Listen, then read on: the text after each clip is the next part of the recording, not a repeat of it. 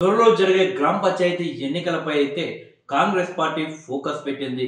గ్రామ పంచాయతీ ఎన్నికల్లో తగినన్ని మెజారిటీ సీట్లు సాధించి తెలంగాణ రాష్ట్రంలో కాంగ్రెస్ పార్టీకి తిరుగులేదు. తెలంగాణ ప్రజలు ప్రజా పాలనను మెచ్చుకుంటున్నారు అని యావత్ భారతదేశానికి తెలియజేయడానికి కాంగ్రెస్ పార్టీ అయితే సిద్ధమవుతుంది. ఈ సందర్భంలో కాంగ్రెస్ పార్టీ ఇంతకీ గ్రామ పంచాయతీ ఎన్నికల్లో ఎలాంటి ప్రణాళిక అమలు చేయబోతుంది అనేది ఇప్పుడు ఆసక్తికరంగా మారింది. అయితే గత 20 సంవత్సరాలుగా రాజకీయ నాయకులు ఎలా మారిపోయారంటే ఏ పార్టీ అధికారంలో ఉంటే ఆ పార్టీలోకి వెళ్ళడం, ఆ జెండాను మోయడం. జెండా మోసింది ఒకరైతే పదవులు అనుభవించేది మాత్రం మరొకరు. దాదాపు 20 సంవత్సరాల నుండి ఇది చాలా ఎక్కువగా చాలా పార్టీల్లో అయితే కనిపిస్తుంది. ప్రజెంట్ కాంగ్రెస్ పార్టీ ప్రభుత్వాన్ని ఏర్పాటు చేసిన తర్వాత పార్టీ కోసం పనిచేసిన కార్యకర్తలను గుర్తించిందా లేదా అనేది ఒకసారి ఆలోచించుకోవాలి. ఒకవేళ గుర్తించకపోతే మాత్రం వచ్చే ఎన్నికల్లో కాంగ్రెస్ పార్టీకి చాలా ఇబ్బందులు అయితే ఎదురవుతాయి.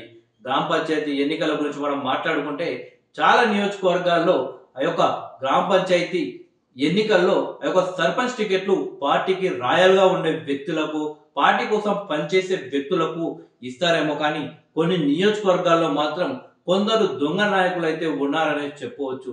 మొదటి నుండి పార్టీ కోసం పనిచేసిన వాళ్ళను పక్కకు పెట్టి ఆ యొక్క నియోజకవర్గాల ఎమ్మెల్యేలు కావచ్చు, లేకపోతే ఓడిపోయిన ఎమ్మెల్యే అభ్యర్థులు కావచ్చు, తమ అనుచరులకి టికెట్లు ఇప్పించుకునే ప్రయత్నాలు కూడా అప్పుడే మొదలు పెట్టారు.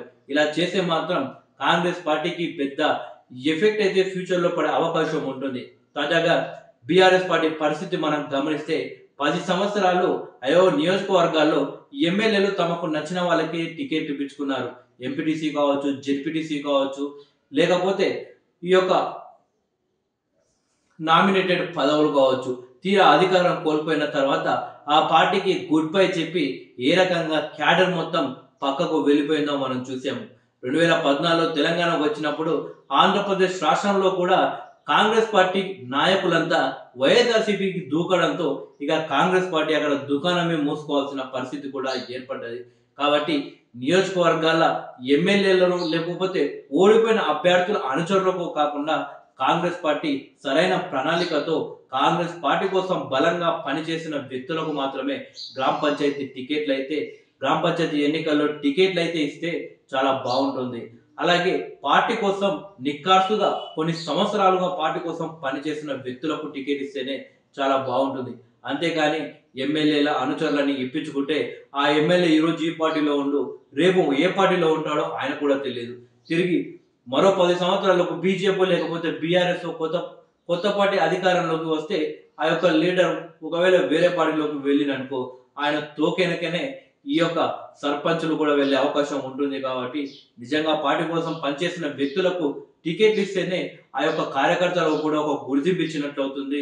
తిరిగి అసెంబ్లీ ఎన్నికల్లో మరొకసారి పార్టీ కోసం పనిచేయాలి అన్నా కానీ మరింత ఉత్సాహంగా పనిచేశారు. అంటే చాలా నియోజకవర్గాల్లో ఇలా పరిస్థితి ఉంది అని అనట్లేదు, కానీ కొన్ని నియోజకవర్గాల్లో మాత్రం ఇలాంటి పరిస్థితే ఉంది.